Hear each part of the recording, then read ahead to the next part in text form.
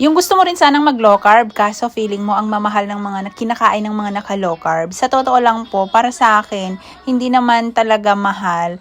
Nasa sayo lang din kung paano mo i-manage yung mga ulam. Basta ang importante, number 1 sa plato nyo, protein at fat. Gaya nitong kaya ulam ko dito is bumili lang ako ng 2 bangus. And then, ang niluto ko dito yung puro gitna.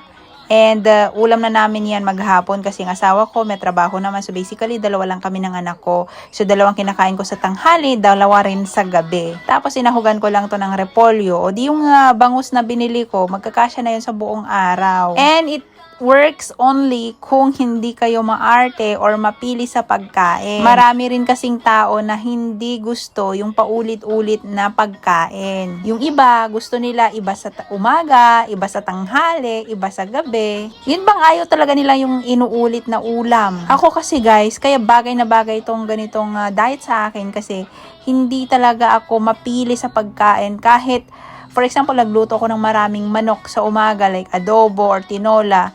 Yun ang kakainin ko sa umaga, sa tanghali, sa gabi, ganun. Pero since twice a day lang naman ako kumakain, so yun pagkain ko sa tanghali at kung marami pa, yun ulit ang pagkain ko sa gabi. Hindi na ako ma-stress pa. Ano na naman kayo ulamin ko? Bakit magpapaka-stress? Andyan nga yung ulam na napakarami. Dahil lang sa hindi mo na naman gusto, i-stressin mo na naman yung sarili mo na maghahanap ng ibang ulam. Kaya minsan nasa sarili din natin yung problema talaga, wala sa pagkain, wala sa kung ano man.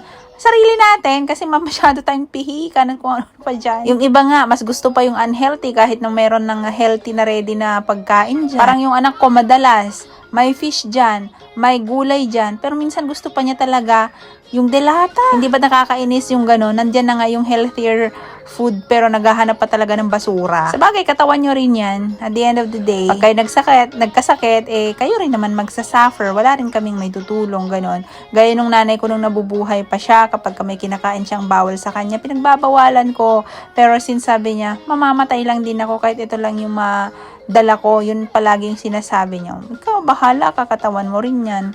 Ganon sinasabi ko, oo, ganon siya. Kasi, wala pa siyang iniindang sakit. Ganon talaga kapag wala ka pang nararamdamang sakit, parang you can do anything, everything, you can eat like basically everything. Pero kapag nandyan na yung sakit, gusto mo na ring mag-diet. Dati yung nanay ko, pinaiinom siya ng tatay ko ng mga herbal na dahon-dahon, ganyan.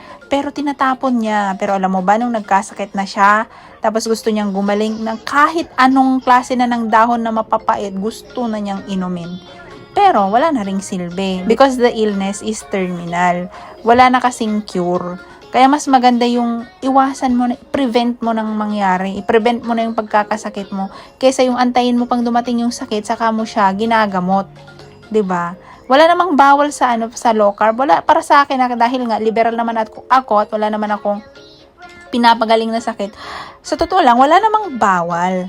Pero 'di ba, kung gusto mo lang din naman ng medyo mas healthy, i-restrict mo na lang yung sarili mo. Wala talagang bawal, sa totoo lang.